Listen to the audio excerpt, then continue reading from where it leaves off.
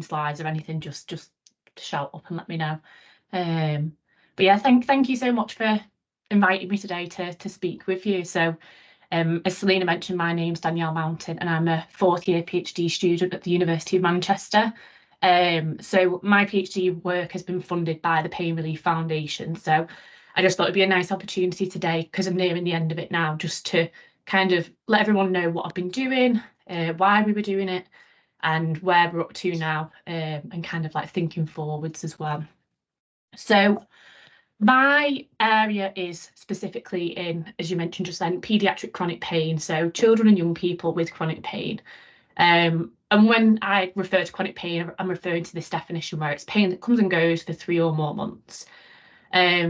And specifically my area is in children with chronic musculoskeletal conditions. So oftentimes these are referred to and managed within paediatric rheumatology settings, and actually many of these children can experience chronic pain themselves. So when we're talking about chronic pain in relation to MSK conditions, there has been actually, it was a few years ago now, I think, a categorisation of chronic pain definitions. So rather than just chronic pain broadly itself, they refer to these conditions as being chronic primary pain as well as chronic secondary pain.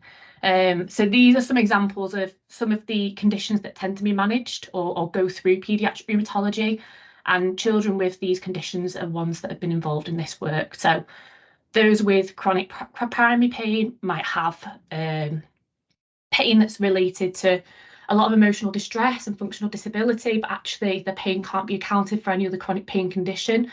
And the pain itself is seen as a disease kind of within itself, whereas other children might have something like arthritis or lupus, where they're experiencing pain from inflammation, or they might have pain from structural changes that relate to their arthritis, but they can still have this kind of persistent pain that's occurring over time. So the issue with chronic pain in children is the fact that it can lead to reduced physical, psychological and social functioning, as well as also being a significant emotional and financial burden for families, as well as being a broader economic burden in general.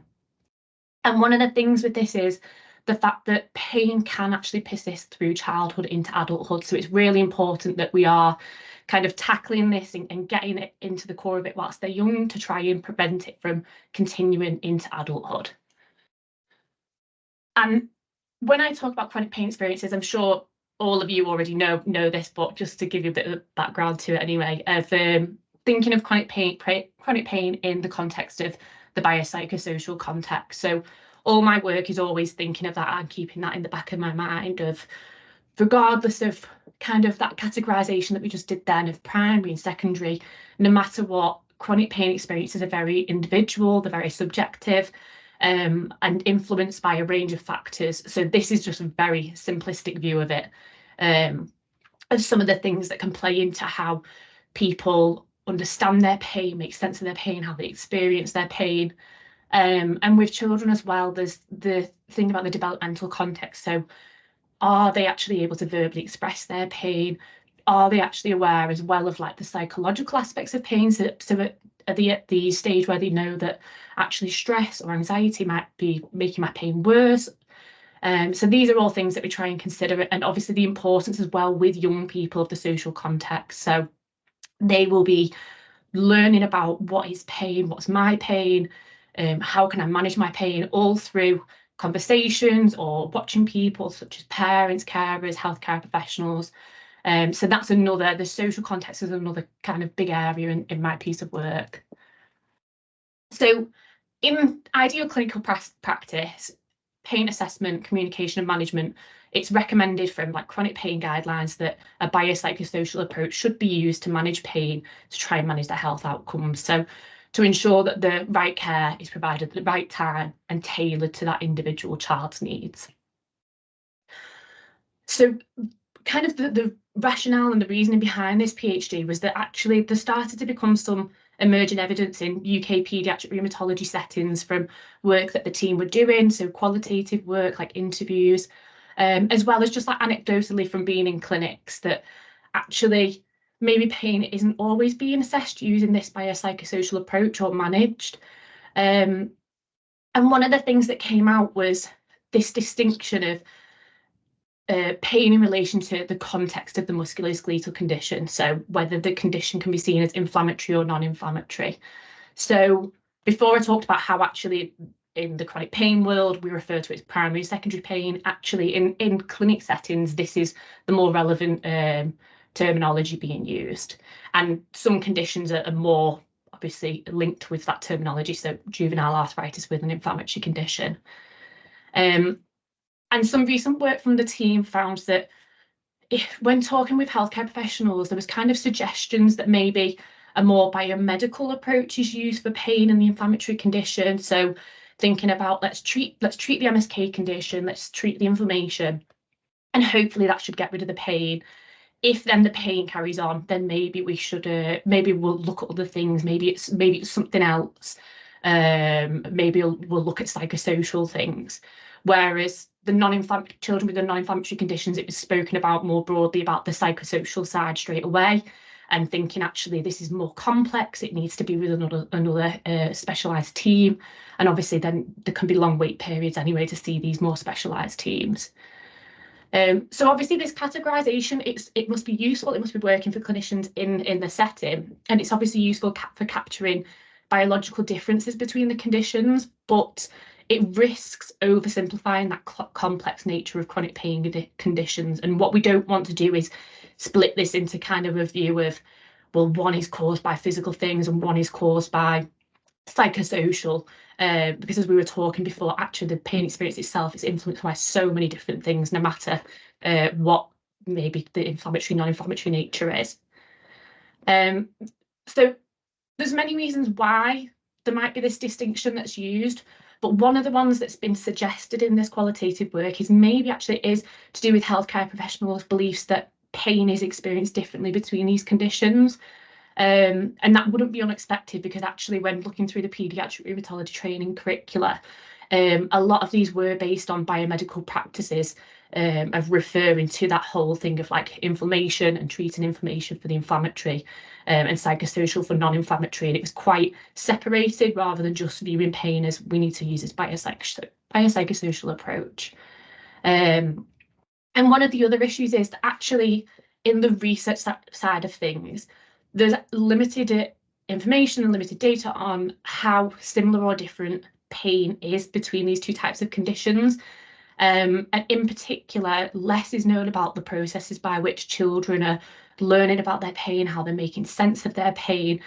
So all part of this belief system. So obviously healthcare professionals have got these beliefs that they're different, but less is known then about young people, and it's only really been suggested that healthcare professionals' beliefs differ. We didn't at this point actually know whether that was true or not. So you might be wondering why I keep going on about beliefs and why it was part of the research, but I am a psychologist, so I do use a lot of psychological theory for this. And one of the things that's really useful about beliefs is that it's something that can be readily intervened and targeted. So if you have an unhelpful belief that my pain's always due to damage, when actually it might not be, then that's a belief that we can target through interventions and change to hopefully improve behaviours and health outcomes. And as I mentioned before, beliefs are shaped through not only our personal experiences, but interactions with others. So it's obviously key with young people, their interactions with parents and healthcare professionals, and understanding how they're understanding their condition.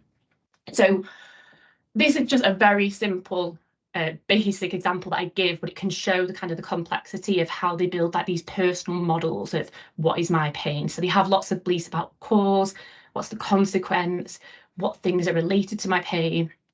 So if, for example, I was to go and fall over and hurt my ankle, I might then, and it might swell and it might hurt, I might be thinking, okay, this is like something that I've had in the past. I think it's a sprained ankle. And that might then make me go and do a coping method that I've done before or that I've heard I should do. So I might take pain relief, I might rest it, I might do ice or heat or whatever I think is most appropriate. And then say a week later, if it's worked, then actually that kind of solidifies that personal model of, yes, this was a sprained ankle, what I believed was true, and what I thought would work did work. But then actually, if it didn't work, then you might have to start changing strategy. You might think, oh, maybe I shouldn't have rested it. Maybe I actually should have been walking on it. Maybe I didn't take the right medication. But then if it still persists, then you might start to question, maybe I didn't get it right. Maybe it wasn't a sprained ankle. Maybe it's something else. So you can imagine this, what looks like a simple process here, for children, if they start with pain quite young in life, before they've even had a diagnosis, and then when they get a diagnosis and they're being told by family and by healthcare professionals, well, maybe it's this, and maybe you can do this, and and it can get so complex over time of what's the right thing for me, and just leading to some uncertainties there. So this, and when I talk about this personal model, this is what we say about healthcare professionals as well, because they are themselves trying to figure out what's going on here for this child, what's the best approach. But like I mentioned, it's not much work at all has really been done in this population. So that's why we wanted to look into this with the PhD. So the PhD itself, we've split it across kind of 3 main studies. So what I'll do is I'll very quickly go through the aims and then just go through and tell you what we found from them. So the first one that we did was a scope and review. So that was, we just wanted to start off by looking at how have pain beliefs been explored in this population, what's already been done, where are the gaps for this, and then start to kind of map, can we see similarities and differences in this belief system about paediatric musculoskeletal conditions. And we looked at like key stakeholders such as parents' beliefs, healthcare professionals, and young people's. So the next one was a healthcare professional questionnaire. So this was split into 2 parts. So part 1 was focused specifically on what were healthcare professionals' beliefs about pain, like how children experience pain. And then the second part was about what were the healthcare professionals' decisions and beliefs about prioritising different pain assessment and management options, as well as then dipping into a little bit of what are the barriers that they perceive to actually implementing these priorities in clinical practice. And then we finished it up with a study that we finished in the last year that was looking at, okay, let's get children's perspectives as well, actually, about what do they think, what are their accounts of having chronic pain, living with chronic pain, managing chronic pain. And just to mention that throughout the work as well, we've had a lot of involvement from children and young people as well as healthcare professionals. So we worked with a group, some of you might have heard it before, called Your Room, who are a young person's research advisory group. So the members of that all have different rheumatic conditions themselves, and a range of ages are involved. So I had quite a few discussions with them, as well as some online interactive activities and ones that they could take away and then just send to me. And just looking at kind of what topics were important to them and getting their thoughts on how should we actually be running these studies. And also then with the final study, a few young people also helped with piloting the questionnaire and the interview to make sure that it had questions and topics that were important to them, that were understandable and relatable. And then with healthcare professionals as well, with the survey, they were involved in the design and content of the questionnaire, as well as then we've had subsequent conversations with professionals, parents, and charities on some of the findings, particularly about like the barriers that healthcare professionals identified, and thinking like moving forward, how can we address these? So the first one was the scope and review. So this was actually published, I think, last year. I'm not sure if it was last year or the year before now. The years are just flying by, but it's out there. So as I mentioned, we did this more to look at like how have pain beliefs been explored, what are the similarities and differences, and what are the gaps in the research. So I'll only talk briefly about these results. If you want to read any more on it, then feel free to get in touch or to look at the paper. But basically, the biggest message that came from it was that very different methods were used to explore pain beliefs in this population. People were using interviews, focus groups, questionnaires. The questionnaires themselves were so different. We didn't realise there's actually a lot of different questionnaires for assessing beliefs. And even actually when people had used the same questionnaire, when you got down to the nitty-gritty of it, they'd use like different anchor points and little things that made it actually really hard to be able to compare beliefs between different studies.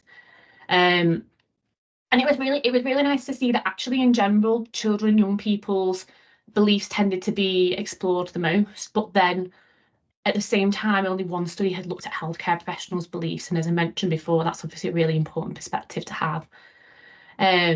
And despite the different methods that had been used, we still could identify some similarities in the beliefs between children. So regardless of their condition, they talked about feeling like pain is disbelieved, feeling like they're not understood, that pain could be uncontrollable, and that it impacted their ability to take part in physical activities. So we could start to see some similarities there. So when I did this paper and I thought, well, why does this matter? What does this mean now? And thinking forwards of what we were doing in the PhD, it left me thinking, well, the many differences that we did find between the experiences, is that because these are actual differences in how pain is experienced? Or is it because actually these studies have used such different methods? And if we were to use the same method with children with either condition, would we get the same result? And as I mentioned, the healthcare professional perspectives are still unclear. So that's then why we then did this healthcare professional questionnaire, to really reach out to an international audience and get their views and beliefs on this area. So what we did was we created an online questionnaire, and it was a fictional scenario of a young person presenting to clinic with chronic pain. And there was one scenario where they had juvenile arthritis, so an inflammatory condition, and then in the other they had a non-inflammatory condition of diffuse idiopathic pain. So everything was pretty much the same between the scenarios. They said they had the same pain intensity, they said they had it for the same duration and things like that. But we just changed that inflammatory, non-inflammatory distinction. And what we did was we gave both of these to healthcare professionals, and we wanted to look at what are their beliefs about pain between the two, and their pain assessment management priorities and then barriers. Because as I said before, it's been suggested that maybe there are these differences and maybe it is because of beliefs, but actually we don't know where these differences lie, what these differences are. So we managed to reach out and got 56 healthcare professionals involved that were from paediatric rheumatology, and it was nice to see a range of professions as well. With the countries that we reached, it was nice to see it wasn't just purely the UK. We did reach quite a few different European and more international countries as well.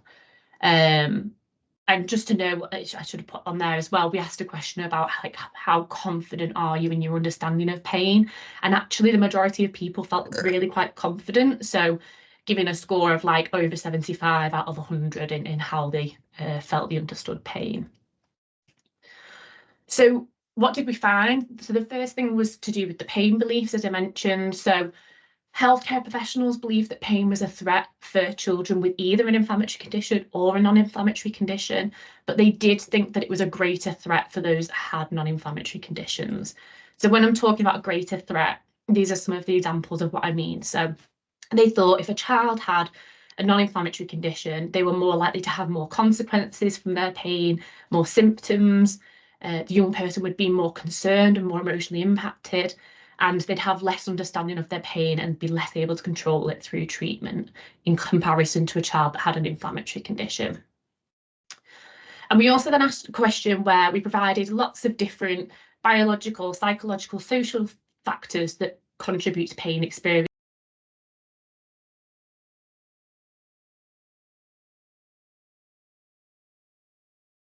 Tanya, sorry that sorry, it just came up saying it unmuted. No worries. So we used a load of examples from that biopsychosocial context and just asked basically, which do you think could potentially contribute to the pain experience for this young person? And actually, psychosocial factors were more likely to be linked with the chronic pain in the non-inflammatory condition and not related to chronic pain experiences for the inflammatory. So things like how the young person thinks, how they behave, or the family history of role models, people felt like that was more likely to influence pain only for that one condition. the pain assessment priorities and management priorities, overall, it was really nice to see, to be fair, because again, we gave them a long list of different assessment options, management options taken from the literature, as well as clinicians that reviewed them. And some were more biomedical, some were more psychosocial. And overall, they did think that both had were important for understanding or managing pain in either condition, but there were still some discrepancies. So particularly, again, for this non-inflammatory condition, of people tended to think that things like talking therapies, so group therapy, individual therapy, skills training on pain, they thought that that would be more important for managing pain in the non-inflammatory condition and less important for the inflammatory condition. And then finally, we looked at barriers as well, because obviously we know in clinics, maybe potentially, although there is this difference in inflammatory, non-inflammatory, maybe it's because with the inflammatory condition, you're having to do so much more with obviously assessing and managing all that disease activity. Maybe there's actually some barriers going on that are then causing this. But actually overall, we found very similar barriers to providing pain care. And I think actually looking at the chronic pain literature more broadly, even in adults, these barriers are very similar. So time limits, not having access and availability to psychology or pain services, limited training, and also the barrier of building up a relationship and a rapport with families to try and get them engaged and involved in pain care. There were some discrepancies, though, that we did find. And one of the things that came through was talking about pain and inflammatory conditions. Healthcare professionals were referring to it as quite a stepped approach of, first, we should do a biomedical management of the MSK condition, so the disease activity. And then when disease has gone down, if the pain's still there, then we'll maybe move to more psychosocial care for that young person. Whereas with the non-inflammatory condition, it seemed very much like from the start, it was almost like, let's see what it is that we need to do, and very biopsychosocial from the start for the non-inflammatory. But then one of the things that only came up with pain in non-inflammatory conditions was this a bit of concern about when we give medications to these young people, that actually we might be feeding into a sick role and that they might be adopting this sick role, and just concerns around that. But they never talked about that in relationship to inflammatory conditions and children taking medications for that. So what do these findings mean? So healthcare professionals believe pain is threatening for children with either condition, but more so for those with non-inflammatory conditions. So that kind of left me thinking, okay, so do young people also believe this? Are they thinking that their pain is quite threatening? How are they learning about pain? Because as we said before, there's like kind of, you learn about pain from other people. So is there potential that if healthcare professionals think pain is threatening, that then beliefs could transfer over to the child or the family? And threat perceptions are really important to target, because actually if you think your pain's a threat, you might be more likely to use maladaptive coping methods. So you might actually distance yourself from things, you might not get involved in activities, which can lead to worsened health outcomes. And also just making sure that we're not having initial assumptions about like who is more likely to experience severe or refractory pain or be more health burdened. And the other, I think the really key thing was the fact of understanding and managing psychosocial aspects of pain. That's also important for children with inflammatory conditions. So obviously at the minute it sounds like it's quite reactive. So it's when the disease approach hasn't worked and sorting that then we do it, whereas we'd kind of recommend let's have a bit more of a proactive approach to it. So actually these children maybe don't go on for as long with this chronic pain, with the chance of it to get worse. And yeah, just thinking of pain within that biopsychosocial context. So this was the last study that we did, of where I wanted to just bring it back and get the views of children and young people themselves. So what we did was we did this in 2 phases. So we did an online 12-week pain diary, and we also did like a baseline questionnaire.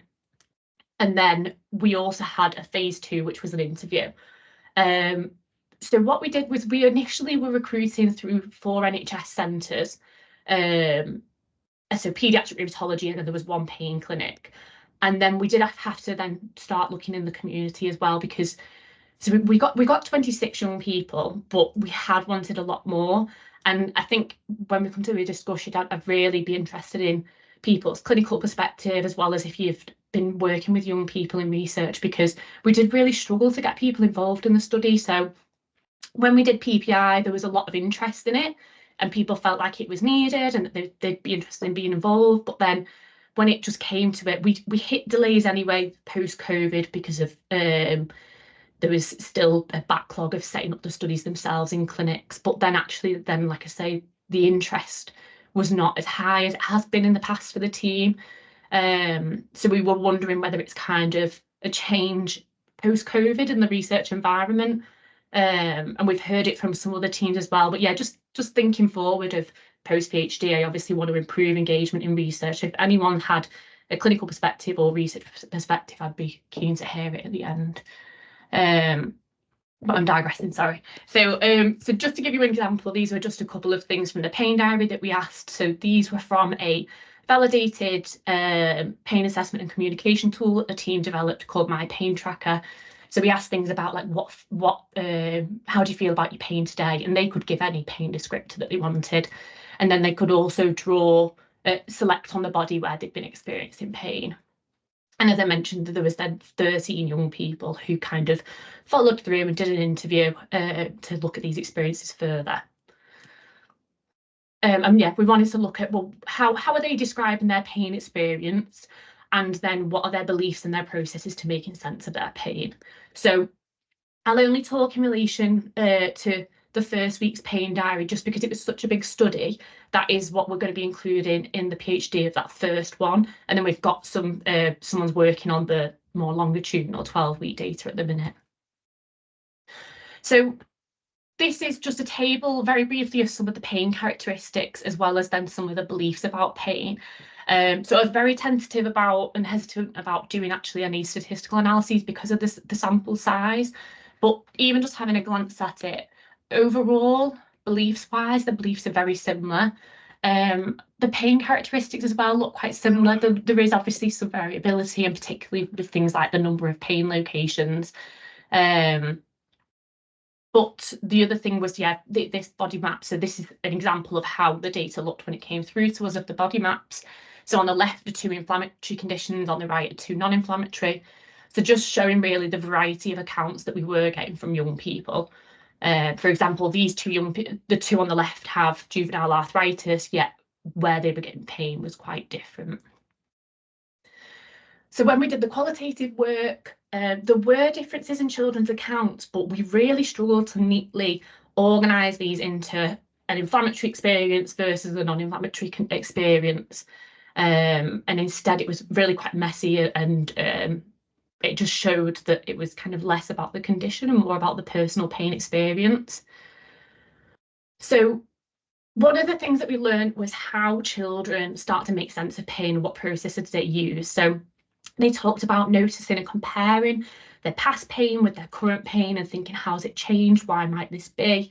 They had pain explanations from other people, so that could be healthcare professionals, charities, others with lived experience, or maybe even they've looked online. And they had recommendations, for example, of what pain management to go for. And one of the really interesting things about the pain management was young people talking about kind of the need for management to really be tailored to them. So they would decide, like, is this approach acceptable to me? So for this young person quoted here, they'd been recommended psychosocial methods such as relaxation and mindfulness, and they had said, I do know these will probably work and probably help, but it really just isn't me. And they were just saying, I'd rather see my friends than do this. And another young person was saying they'd been given some more physical stretches and things, but actually with their chronic pain, they weren't actually able to do that. And one of the big things was wanting to learn about the pain, because actually, regardless of the condition, they had uncertainties and concerns about their pain, and they were trying to find out ways to address them concerns. So one young person had received a chronic pain diagnosis that they were scared about, but then actually when they went away and did their own research, they started to feel better about it and felt like it made a lot more sense. And just very quickly, so they also held some very similar beliefs about the pain. So children felt like it was very unpredictable, it was sporadic, it would come out of the blue. These two quotes relate to some young people who were saying about pain being uncontrollable. And in particular, people would, regardless of the condition, were talking about, we use things like ibuprofen or paracetamol, but we don't think it actually works. We're just doing it to kind of try anything, because they weren't able to control the pain. And another really key thing that came out, and I wasn't necessarily expecting this to be such a big theme that came through, but the importance of supportive social environment. So a social environment could be just their friends, healthcare professionals, parents, school, being involved in charities. It just varied between people, but it was all about being made to feel like they were cared for, listened to and supported too. And this environment, this social environment, helped them understand their pain, help them to manage their pain, and actually help them then to just move forward in life, kind of despite the pain. And importantly, as this young person had said, many of them did also think it's not about other people understanding my pain, it's just them trying to understand it. And as I mentioned, there were some differences in pain beliefs, particularly about pain presentation and the consequences of pain. But actually, these varied even within the conditions. So two children could have, for example, juvenile arthritis and have very different experiences of pain. So just to summarise these findings really quick. So one of the major things is that we've come away from is saying that actually pain is very subjective. It wasn't possible to link children's pain beliefs directly to the pain condition. It's a lot more of an individual pain experience. And one of the recommendations that came from this was potentially if we can use brief interventions during consultations to explore young people's current and evolving pain understanding. And that would be really useful to find out what concerns they might have, if they do have any beliefs that might be stopping them from doing things or any uncertainties. And yeah, the importance of then psychological interventions to address these uncertainties. And just an overall summary then of kind of the PhD, bringing it to that end point. So as we said before, we started off and healthcare professionals perceived that there were differences in pain experiences and how pain should be assessed and managed between inflammatory and non-inflammatory conditions. However, we really found that we could not neatly or easily separate into these two condition types. So our recommendations would be to view these more as individual, subjective and personal accounts of pain, explore their beliefs and the shift from reactive psychosocial assessment and management and move that more to a preventative, proactive approach for inflammatory conditions. And just very quickly, just obviously because this was funded by Pain Relief and speaking today, just as you know, a PhD isn't just the research. So I have been really fortunate during this last 4 years to go to quite a few different conferences and present at them. I just got back from the Society of Paediatric Psychology conference in the US the other week, which was really nice. That was the first time I'd been really around paediatric psychologists, so that was good. And I've also been working to build collaborative networks with international pain researchers. I've also done a lot of teaching to get a higher education award, and also working as a representative for a few different organisations. So yeah, so it's been a busy 4 years, but we're nearly there now. So if you've got any questions or any discussions, and like I say, particularly about that of recruitment of young people, I'd be really interested to hear. Thank you. Thank you very much. I'll just stop the recording if I can. Recording, stop recording.